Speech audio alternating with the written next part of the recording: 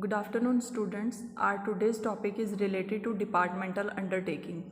So which departmental undertaking is the type of public enterprises. So there are three types of public enterprises. The first one is departmental undertaking, second is public corporations, and third one is government company. So today we are going to discuss our first type of public enterprises, that is departmental undertaking. So बच्चे first of all I am going to tell you the meaning of departmental undertaking. So बच्चे fully departmental undertakings fully owned and controlled by the government, whether it is central, state or local government. So owned means beta ownership, fully ownership and full control of the government on departmental undertaking. And if I talk about the management and the control is in the hands of ministry concerned, means to say that government appoint a ministry of concern that will manage all the department undertaking. So ownership in the hands of government and management is in the hands of ministry concerned.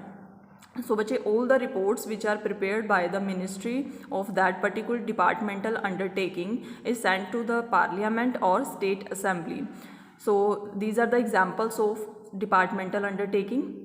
Indian Post and Telegraph Department. This department is owned by the government but run by the Ministry of Communication. And second example of departmental undertaking is Indian Railway. That department is also owned by the government, but the Ministry of Railway is managed this department. Okay, so this is the introduction about the departmental undertaking. Now let's discuss the features of departmental undertaking. So first of all बच्चे formation means establishment. So the formation of this department is the formation of departmental undertaking is by the government, whether it is state, central or local government. If I talk about the ownership is also in the hands of government. So third one is management, where formation and ownership is in the hands of government and management is in the hands of ministry concerned, which is elected by the government. So next one is financing. Financing means beta capital or money. So capital which is invested in the departmental undertaking by the government. Private enterprises or any individual have no right to invest in this department. Next one is appointment.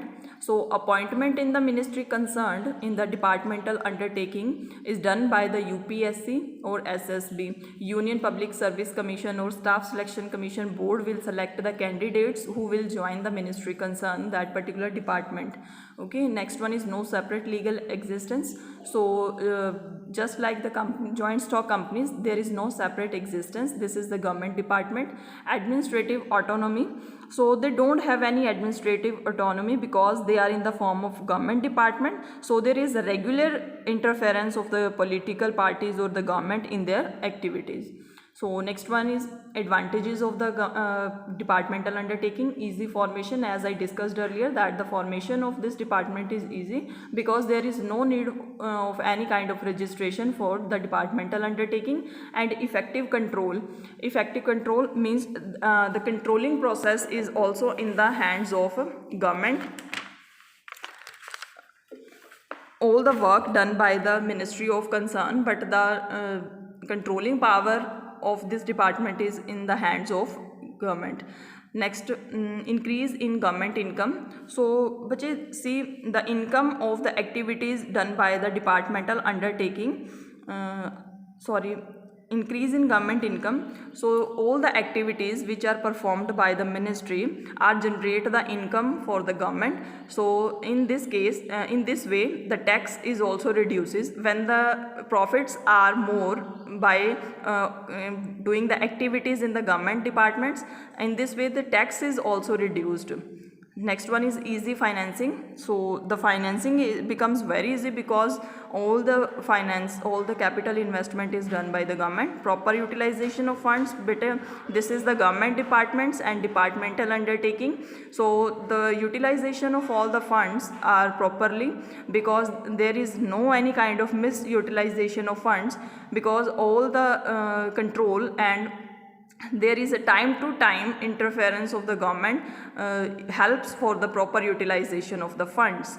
Next one is limitation. So delay in prompt decisions. बच्चे the management is in the hands of ministry. So sometimes if government wants to implement any kind of policy, suppose the government plans to decrease or increase in any in the commodities price, so it's very difficult sometime, because first of all they have to monitor, they have to consult about this policy with the ministry. So the important decisions are not taken by promptly, okay, quickly. So lack of flexibility. So all the interference of the government, all the control in the hands of government, so there is no any flexibility. If ministry wants to change any kind of rules, then it's not possible in the departmental undertaking. Then next one is lack of incentives. So बच्चे, what does it mean, lack of incentive? Just wait for 2 minutes. Okay, so lack of incentives means बच्चे the powers which the officials enjoy. Suppose ministry of concern is doing the activities, ministry of concern manage all the departmental undertaking, so they feel very motivated that they are running the government department, but they don't have any power to change in any case of they don't have any power, means to say that there are limited power in the hands of ministry concerned. The ultimate power of departmental undertaking is in the hands of a local, state or central government. Lack of competitive feeling. So in this case, all the ministry concern is doing the job for the department, for the government. So the competitive feeling is not in among them. If I talk about the private organization, then there is a feeling of competitive. They want to compete their competitors, but in this case it's not possible. So increase in the tax burden. So बच्चे see here is decrease in tax burden in advantages, and there is increase in tax burden. So बच्चे, in case of heavy losses, when the losses are more in the departmental undertaking, so how they will have, help for the society, how they will welfare activities for the society, then they will put the tax on the public. So in this way, if the heavy losses are there, then tax burden will increase. If profits are there, then the tax burden will decrease. So next one is more political interference. But as I told you that this is the government department, and the government interference, time to time government interference is also there. Red tapeism means the no work comes to an end, means to say that sometime when work for or activities which are performed by these departments are forwarded again and again, so it's not possible to complete that particular task. So this is red tapeism. So these are the limitations of departmental undertaking. Thank you so much.